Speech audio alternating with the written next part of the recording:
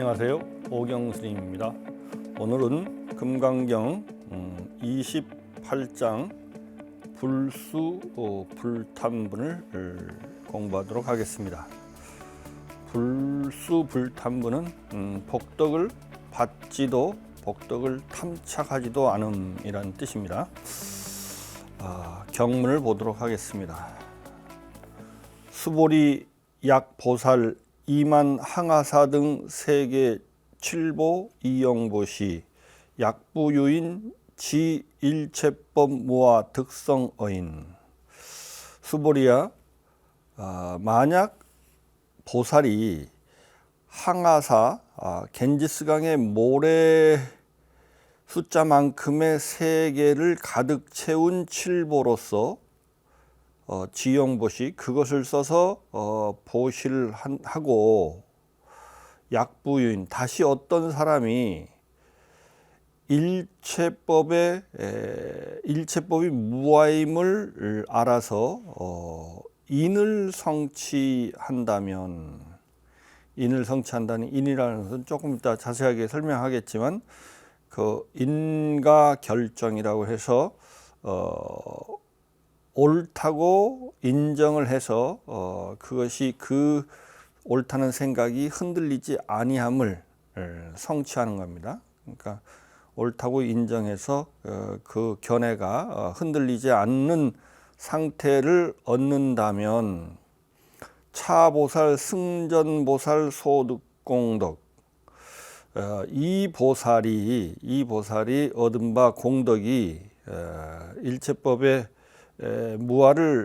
일체법이 무아임을 알아서 인을 성취한 보살이 얻은 바 공덕이 전보살, 승전보살, 소득공덕, 전에 보살이 얻은 바 공덕, 그러니까 전에 보살은 겐지스강에 있는 그 수많은 모래 숫자만큼의 세계를 가득 채운 칠보로 중생들한테 보시한 공덕보다 이 일체법의 무아를 알아서 인을 성취한 보살의 공덕이 더 수승하다. 수보리 이제보살 불수복덕고. 수보리야, 모든 보살은 이 보살은 왜냐하면 이 일체법의 무아를 안 보살은 불수복덕, 복덕을 받지 않기 때문이다. 복덕을 받지 않는다는 건 복덕을 누리지 않기 때문이다. 뭐 이런 뜻이에요. 이 보살은 복덕을 누리지, 무아를 알아서 그 인을 성취한 보살은 복덕을 누리지 않기 때문이다. 수보리 이 백불은 수보리가 부처님께 사루어 말씀하시기를 세존 운하보살 불수복덕, 세존이시여 어째서 보살은 복덕을 받지 누리지 않습니까? 수보리 이 보살 소작복덕 불응탐착 시고설 불수복덕. 그 수보리야, 보살이 얻은 바 복덕에 대해서 응당 탐착하지 않기 때문에 그러므로 복덕을 받지 않는다라고 설한다. 복덕을 탐착하지 않기 때문에 자기가 얻은 바 복덕에 대해서 지은 바 복을 지면 복을 받게 되는데 그 받는 복에 대해서 이 보살은 탐착하지 않기 때문에 그런 상황을 복덕을 받지 않는다라고 설한다는 것입니다.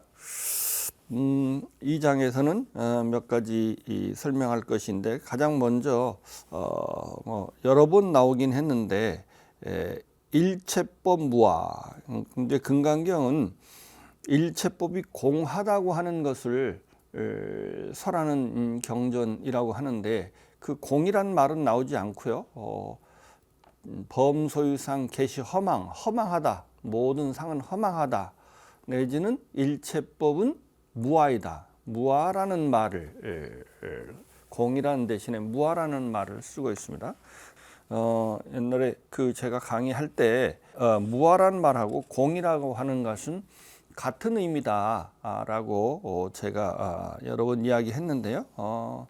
무아라고 하는 것은 예를 들면 방에 사람이 없다라고 할 때는 누가 있는 줄 알았더니 방에 아무도 없다. 그래서 그것을 방이 비었다 이렇게 말할 수도 있죠. 그래서 무아는 사람이 없다는 뜻이고 그 방에 사람이 없다 이런 뜻이고 공은 그 방이 비었다 이렇게 말하는 거예요.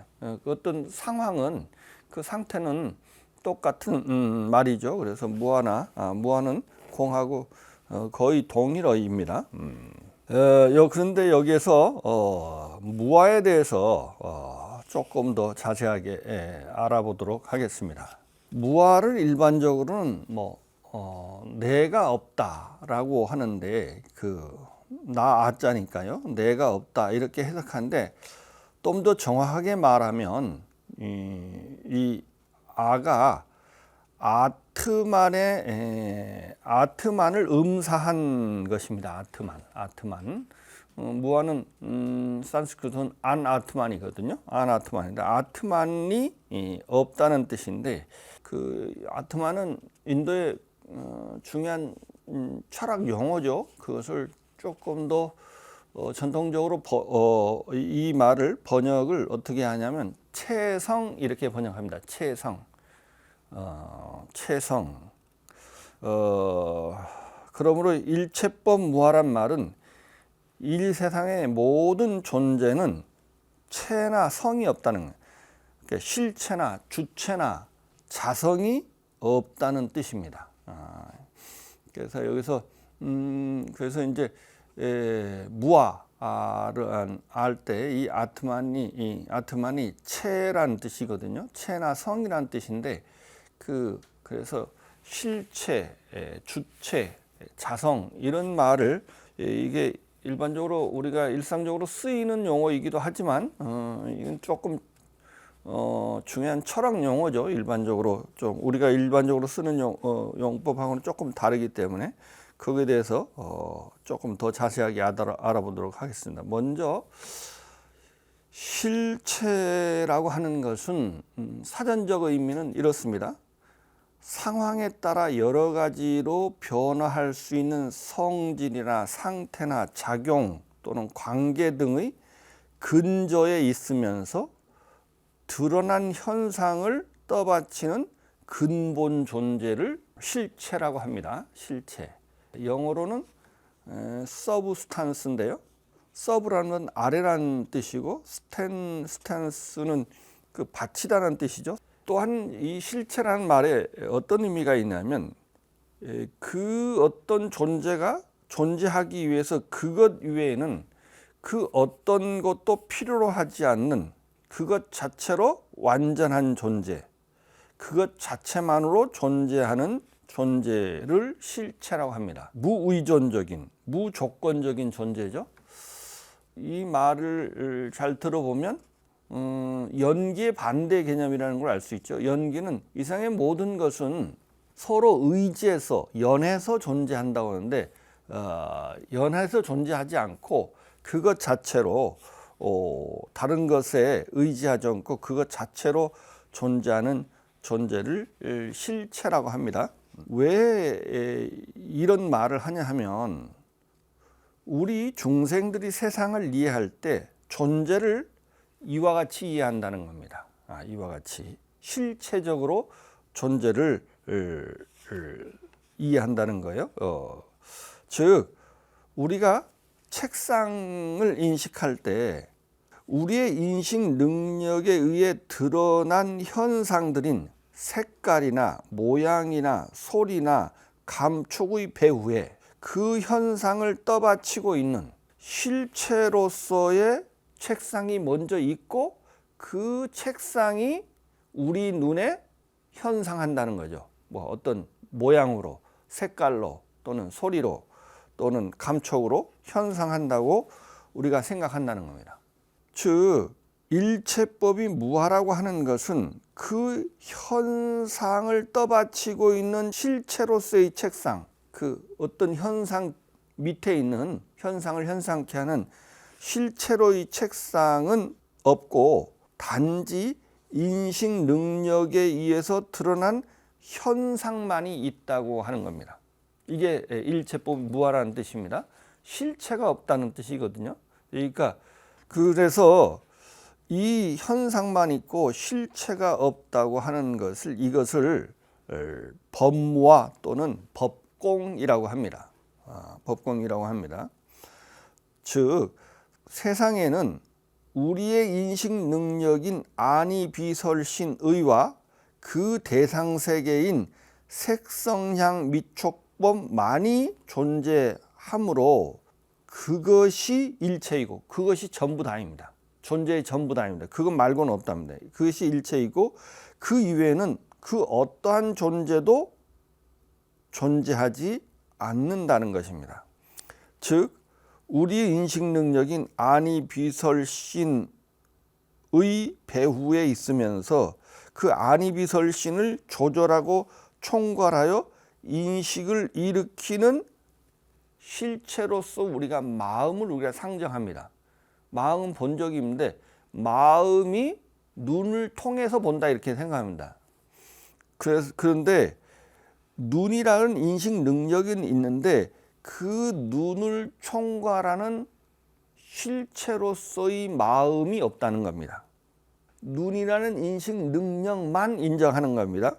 실체로서의 마음과 드러난 현상인 색성향 미촉법 배후에 있으면서 그 현상을 떠받치고 있는 실체로서의 물체가 없다는 것이 무아입니다. 이것이 이제 그래서 마음이 없다는 의미에서는 이것을 실체로서의 마음이 없다는 것은 이것을 인무아 아공이라고 하고요. 대상 세계가 대상 세계로서의 물체가 없다는 실체로서의 물체가 없다라고 하는 의미에서는 법공, 법무화라고 합니다.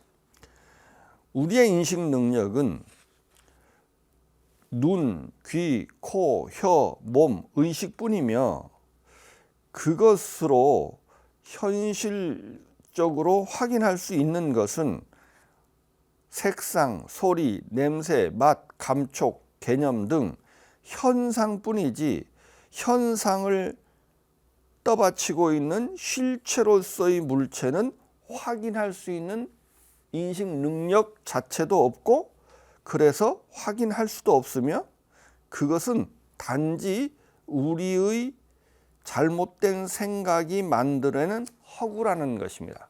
이것이 이제 일체법 무아라고 하는 것이 갖는 의미입니다.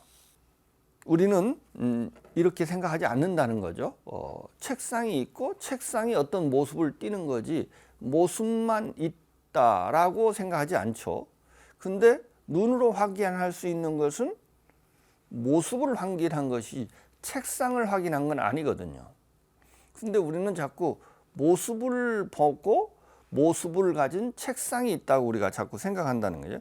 그 책상이 있다고 하는 것은 우리 눈으로 확인한 게 아니고 그 모습을 보고 그 모습을 근거에 있는 모습 뒤에 있는 현상 뒤에 있는 현상을 현상케 하는 실체를 우리가 허구로 만들어낸가라는 겁니다.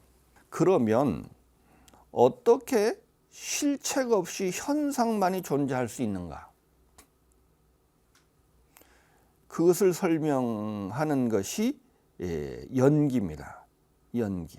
그것은 현상은 실체가 현상하는 게 아니라 현상할 수 있는 여러 가지 조건인 인연이 화합하기만 하면 실체 없이 현상한다는 겁니다.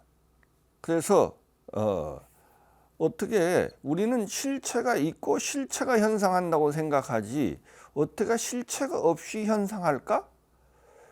근데 그 현상은 실체가 없이 현상하는 그 이유나 그 내부 사정은 연기하기 때문에, 모든 현상은 연기하기 때문에 실체가 없이 현상할 수 있다는 겁니다.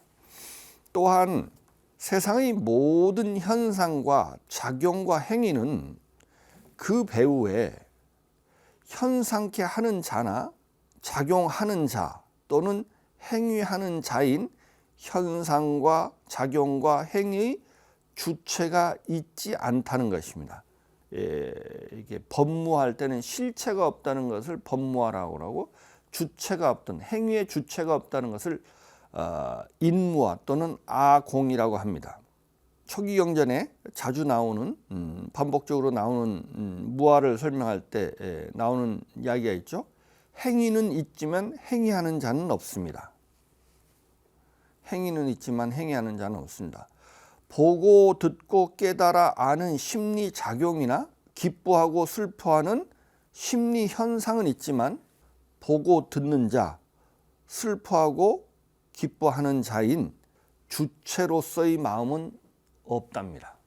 해가 스님한테 달마대사가 마음이 슬프다니까 슬픈 마음을 갖고 와보라 이렇게 하잖아요. 그러니까 이건 무아를 설하는 겁니다.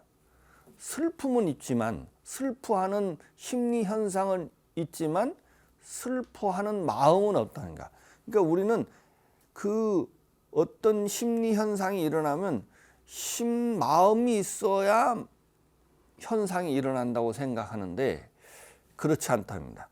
보고 들음은 있지만 보고 듣는 자는 없다고 하는 겁니다. 이게 무아입니다. 그 행위의 주체는 없다고 하는 거죠. 행위는 있지만 행위하는 자는 없습니다. 업은 있지만 업의 주체는 없습니다.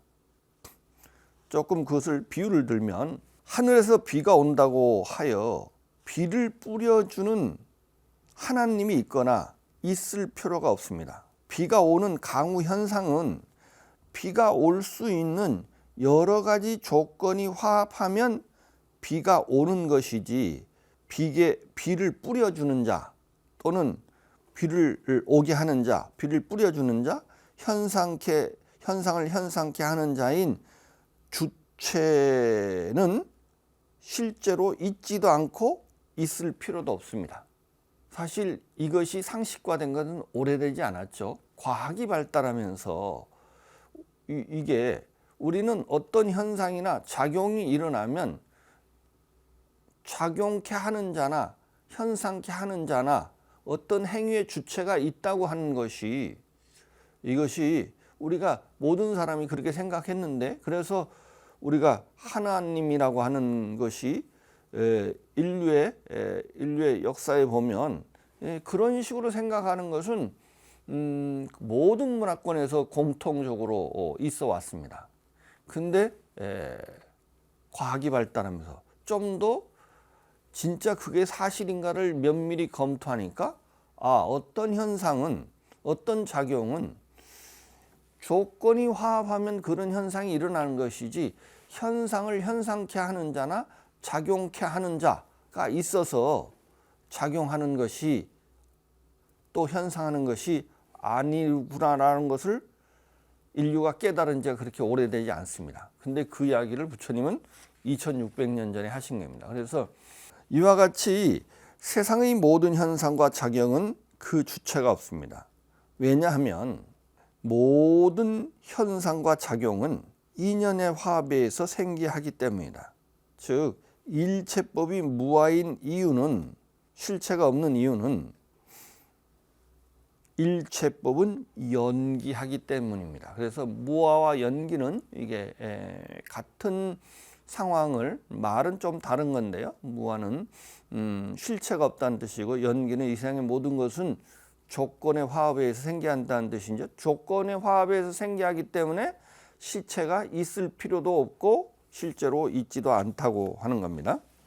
이와 같이 일체법이 무와 이어서 일체법은 실체가 없이 현상만이 존재하므로 그 현상은 실체가 없는 현상이기 때문에 그 현상은 허상이며 환입니다. 그러므로 일체법은 공합니다. 일체법은 모습만이 있는 것이므로 있는 것 같이 보이지만 실제로는 아무것도 없는 것입니다. 즉 일체법은 본래 정멸한 것입니다. 이것이 일체법의 실상이라는 거죠. 그래서 일체법이 무하다라고 하는 것은 일체법이 정멸한다는 의미입니다. 정멸하다는 의미입니다. 그래서 일체법은 무하다라고 하는 것은 일체법은 공하다. 그래서 일체법은 정멸하다라고 하는 뜻을 갖고 있습니다. 다음으로 이제 그 무할 때 R을 자성이라고 이렇게 번역하기도 하는데요. 자성이라고 하는 것은 뭐 약간 실체란 말하고 비슷하면서도 조금 다르니까요. 자성은 이렇게 정의할 수 있습니다. 이게 이 실체란 말이나 이 자성이라는 말을 알아야 공이라는 말을 언어화시킬 수 있습니다. 조금 더 논리적으로 이렇게 분석적으로 설명할 수가 있죠. 그래서 이 자성이나 실체라는 개념을 잘 정리해서 이해하고 있어야 됩니다. 그래서 이 말을 정확하게 용어를 정확하게 규정하고 아는 것이 굉장히 중요한 불교 공부고 그것이 실상을 아는데 굉장히 중요한 그 요소입니다. 다음으로 이제 자성이라는 것은 어떤 거냐면 언어화시켜 보면 이렇습니다. 어떤 존재에 있어서 그것을 빼내면 더 이상 그 존재가 아닌 그 존재의 본질적인 요소를 자성이라고 합니다. 다시 한번 처음 들어보신 말이니까 다시 보세요. 별 얘기 아닌데요. 우리가 어떤 존재든 그 존재는 여러 가지 요소의 화합이잖아요. 여러 가지 요소로 이루어졌는데 그 여러 가지 요소 중에서 그 중에 어떤 요소를 딱 빼내면 더 이상 그 존재가 아닌 그런 요소를 그 존재의 가장 본질적인 요소를 자성이라고 합니다. 즉 그 존재를 그 존재이게 하는 요소, 우리가 자기 동일성, 자기 정체성 이런 말을 하는데요. 자기 동일성이 있으려면 어떠해야 될까요? 그것이 다른 건 다 바뀌어도 세상은 무상하잖아요.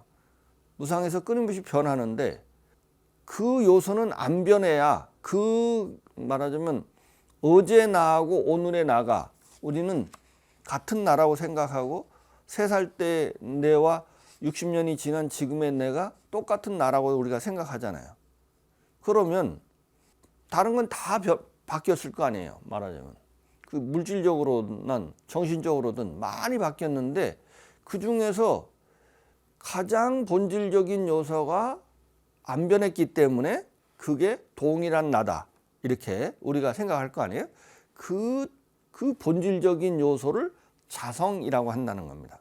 그 존재만이 가지고 있고 다른 존재는 가지고 있지 않은 그 존재만이 가지고 있는 독특한 요소를 말하는 거예요. 그죠?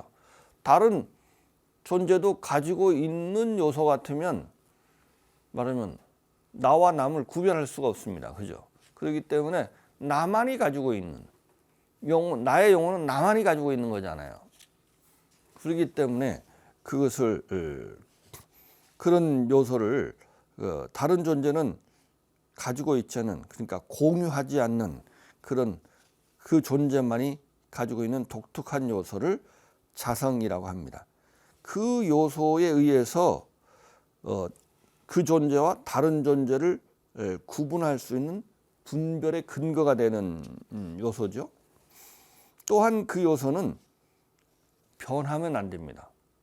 변하면, 그 요소가 변하면 자기 정체성이, 자기 동일성이 사라지겠죠. 그죠?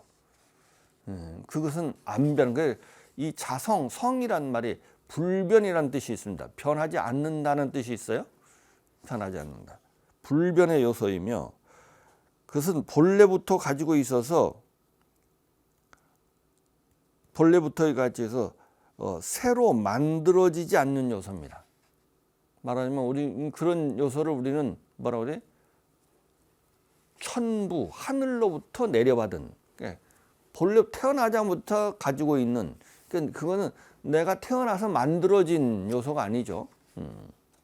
이런 의미가 있습니다. 그래서 이것은 만들어지지 않는, 본래부터 가지고 있어서 새로 만들어지지 않는 요소이며, 그리고 또 그것은 다른 요소로 환원될 수 없는, 나누어질 수 없는 요소이며, 다른 것을 의지해서 존재하지 않는, 다른 것을 의지해서 존재하지 않는 요소입니다. 그것 자체로 존재하는 겁니다. 그것 자체로 존재하는 이런 특징이 있습니다. 그러니까 여러 가지 자성이란 말에는 첫 번째 그 본질이라는 뜻이 있고, 그것만이 가진 특징, 특성, 이런 의미도 있고요. 불변이라는 의미도 있고요. 또 하여튼 이런 성질을 가진 요소가 우리는, 그래서 우리가 가장 중생들이 좋아하는 말이 뭐예요? 본질, 핵심, 이런 거잖아요. 본질, 핵심. 모든 존재에 본질과 핵심이 있다고 생각하잖아요. 근데 그런 게 없다는 겁니다. 그런 게 없다는 거예요. 그게 무아라는 뜻이에요. 그런 게 없다는 거예요. 그러니까 우리 인간한테 그런 자성, 나의 손을 잘라내도 나잖아요. 발을 잘라내도 나야. 그죠? 그렇지만 그걸 딱 빼면 더 이상 내가 아닌 나의 가장 본질적인 요소가 있다. 그게 말하자면 우리가 영혼이라고 하려고 하는 거죠. 마음이라고 하는 걸 하는 건데, 그런 실체로서의 마음, 그것을 이제 나의 자성 이렇게 말하려고 하는 거죠. 그런데 그런 것이 없다는 겁니다. 왜 없냐면 이 세상의 모든 존재는 자성이 없습니다. 그러니까 무자성을 아라고 그러니까 무아를 번역하면 무자성이라고 하죠. 그래서 왜 자성이 없나? 왜냐하면 모든 존재는 인연의 화합에 의해서 생기하기 때문에, 모든 존재는 모두 인연으로 환원되고 인연으로 다 나눠지고, 그것이 환원되어서 그것이랄 게 없어요. 말하자면 그것이랄 게 없어요. 그리고 그 요소들은 인연 따라서 이것이 될 수도 있고 저것이 될 수 있대. 그 중에 그 존재만이 갖고 있는 본질적 요소는 없다고 하는 겁니다. 예를 들어 우리가 집을 예로 들어봅시다. 예를 들어 집이라는 존재는 주출돌, 기둥, 대들보, 석가래, 기와 등의 요소가 모여서 이루어진 것입니다. 그죠? 이런 여러 가지 요소가 합쳐서 이루어진 것이 집이죠. 그 요소들 중에 뭐를 하나 딱 빼내면 더 이상 집이 아닌 그런 본질적 요소가 있을까요? 다른 말로 하면 주출돌도 집이 아니고, 기둥도 집이 아니고, 석가래도 집이 아니고, 기와도 집이 아니고, 대들보도 집이 아닙니다.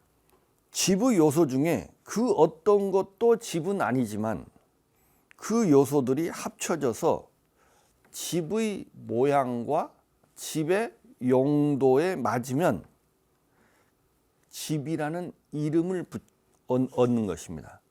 이 요소들 중에서 집의 본질적 요소는 없으며 이것이 집이다라고 할 것이 없이 그 요소들이 모여서 집의 모양이 생기고 그 모습에 집이라는 이름을 붙이는 것입니다. 모든 존재가 그렇다는 겁니다. 이와 같이 이 세상의 모든 존재는 자성이 없이, 그러니까 요소들 또는 조건으로 다 환원된다는 겁니다. 그 조건은 그 조건, 다른 것과의 인과 연의 관계 속에서만 그 존재의 요소일 뿐이지, 그 조건이 다른 데 가면 또 다른 조건이 되는 겁니다. 그래서 이 세상의 모든 존재는 자성이 없이 모습과 이름만이 있는 것입니다. 모습과 이름만이 있는 것입니다. 그러니까 그것이랄 것이 없이 그것이 있는 겁니다. 실체가 없고 주체가 없고 자성이 없이 그 현상만 있고 작용만 있고 행위만 있고 모습만 있습니다. 이것이 존재의 실상이라고 하는 것이 일체법이 무아라고 하는 것의 의미입니다. 지금까지 이제 무아의 이론적인 의미를 살펴보았다면, 다음은 무아를 조금 다른 측면에서 실천적 의미를 좀, 무아의 실천적 의미를 좀 고찰해 보도록 하겠습니다. 무아라고 하는 것은 실천적 의미로 보면, 무아적 삶이라고 하는 것은 첫 번째, 무아는 왜 무아죠? 존재가 어떠하기 때문에 무아죠? 모든 존재가 연기하기 때문에 모든 존재는 실체나 자성이 없습니다. 실체나 자성이 없습니다. 그렇기 때문에 무아적 삶이라고 하는 것은 다른 말로는 연기적 삶입니다. 나와 남이 연결되어 있어서 서로 다르지 않음을 자각하고, 나와 남이 하나라는 동체 대비의 삶, 중생제도의 삶이 무아적 삶이며, 이게 무아의 실천이며 진리에 부합한 삶입니다. 그래서 이 일체법 무아라고 말할 때 끊임없이 앞에 보면 보살은 제법의 실상이 무아니까, 일체법은 무아이기 때문에 중생을 제도해야 된다, 보시를 해야 된다, 뭐 이런 말을 계속하죠. 그 다음에 이게 무아하고 무아기 때문에 이 동체 대비에 중생을 제도하는 것이 존재 실상에 부합한 행동이라고 하는 겁니다. 그렇기 때문에 이것이 중생 제도의 삶이, 이게 곧 무아의 실천이고, 그것이 무아라고 하는 존재의 실상에 부합한 삶이라고 하는 것입니다. 또 앞에 보면 그 장엄국토가 있습니다. 장엄국토자, 보살은 장엄국토자다. 그러니까 장엄국토는 우리가 사는 이 세계를, 아름다운 세상을 만드는 것, 이것이 중생의, 무아를 깨달은 중생의 삶이라고 하는 겁니다. 이게 다 이 세상이 연기하기 때문에, 나와 남이 다르지 않기 때문에 그 연장성사에서 그것의 실천이, 무아의 실천이 이런 삶의 형태로 나타나는 것입니다.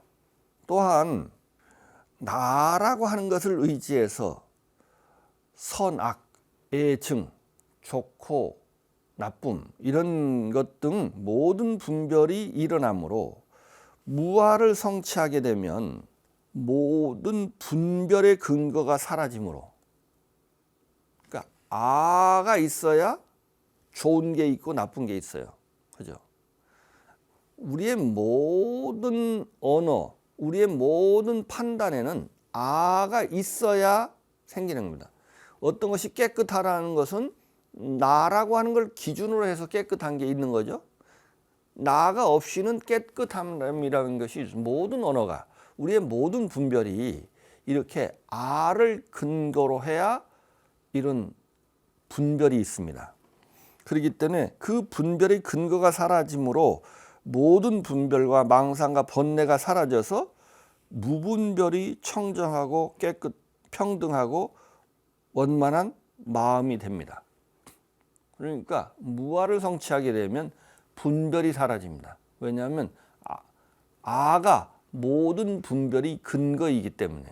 그 유식에서도 보면 제7식이 자의식이죠. 자의식인데 이 자의식이란 말은 뭐냐면 아가 생긴단, 자의식이 생긴단 말은 바로 분별사실입니다. 대상세계를 아를 기준으로서 분별하는 겁니다. 이게 무의식적 분별인데요. 그러니까 아라는 말하고 분별이라는 말하고 이게 동의로 같은 맥락이 있습니다. 그러니까 아가 사라지면 분별이 사라집니다. 분별이 사라지니까 차별이 사라지죠. 그러니까 차별이 없는 걸 평등이라고 하죠. 그리고 우리는 좋고 싫음이 사라집니다. 그러니까 아에 의해서 이런 것이 생긴데, 그래서 무아는 그러니까 모든 무분별의 평등하고 원만하고 청정한 그러한 삶을 무아를 증득하게 되면 그런 삶이 실현된다고 하는 겁니다. 또한 인무아이죠. 아공이죠. 인무아를 증득하게 되면, 나라는 것이 없게 되면 마음씀이 자기 쪽으로 굽지 않아서 모든 이기심이 사라집니다. 그죠? 그러니까 우리는 본능적으로 이기적이에요. 왜냐하면 우리는 모든 사람들이 내가 있다고 생각하기 때문에 아전인수예요. 아전인수. 우리는 아주 본능적으로 우리가 무의식적으로 우리가 이기적입니다. 항상 그래서 우리의 마음씀이 항상 이렇게 자기 쪽으로 굽습니다. 반듯하지가 않아요. 그래 무아를 증득했다면 이런 근본적인 본능적인 그 이기심까지도 없어져서 마음이 언제나 반듯하게 나온다고 하는 거죠. 마음씀이. 그 다음에 법무아를 증득하게 되면 대상 쪽으로 굽어지지 않아서 우리의 마음씀이 대상 쪽으로, 우리가 대상이 실제한다고 생각하기 때문에 항상 대상에 대한 욕심을 일으키게 된 거죠. 대상 세계에 대한 모든 집착과 욕심이 사라져서 항상 반듯하고 정직하게 마음을 쓰게 됩니다. 그래서 무아를 증득하게 되면 직심이 된다는 거예요. 직심, 마음을 바르게 쓴다는 거죠. 직심, 그리고 유명한 유마경의 유명한 이야기 있죠. 직심이 도량이다. 마음을 반듯하게 쓰는 것, 그것이 곧 돛 닦는 거라는 거다. 이게 왜 직심이 도량이냐면, 어떻게 하면 마음을 반듯하게 쓸 수 있을까요? 일체법이 무아인 것을 알아서 인을 성취해야 됩니다. 그죠? 그것이 확실하게 옳다는 게 인정되고 그 바탕 위에서, 무아의 바탕 위에서 마음을 쓰게 되면 마음이 항상 자기 쪽으로 굽지 않고 대상 세계 쪽으로 굽지 않아서 항상 마음이 반듯한 마음이 쓰게 된다는 겁니다. 그래서 이 무아의 이치를 증득하고 그 바탕 위에 무아는 그래서 바를 정자, 정직이라고 하는 의미를 담게 된 겁니다. 그 안에 무아를 우리 삶 속에서 실천적 의미로 보면, 무아의 실천적 의미로 보면 그 안에 정직이라는 의미가 들어있다고 하는 겁니다. 무아를 증득하지 못했더라도 먼저 마음을 반듯하게 쓰는 것이 무아를 증득하는 방법이기도 하는 겁니다. 그죠? 그러니까 우리가 항상 우리는 마음을 착하게 쓰기도 하지만 마음을 반듯하게 써야 돼요. 반듯하게. 그것이 마음을 반듯하게 쓰면 반듯한 마음은 반드시 진리에 맞닿아 있습니다. 그죠? 궁극적 진리에 맞닿아 있습니다. 우리가 궁극적 진리를 알고자 한다면 마음을 항상 반듯하게 써야 됩니다. 그래야 그 반듯한 마음을 가진 사람은 그 사람이 생각한 것이 진리에 부합합니다. 우리가 참 지혜롭다는 것은 옳은 이야기를 들으면 바른 이야기를 들으면 그게 바르다고 생각되고 그른 이야기를 들으면 그르다고 생각되는 것이 그게 지혜로운 건데요. 이러려면 그 사람 자체가 반듯해야 옳은 이야기, 바른 이야기를 들으면 바르다고 생각되고 그른 이야기를 들으면 그르다고 생각됩니다. 마음을 반듯하게 쓰지 않으면요. 어떻게 될까요? 옳은 이야기를 들으면 그르다고 생각하고 그른 이야기를 들으면 옳다고 생각됩니다.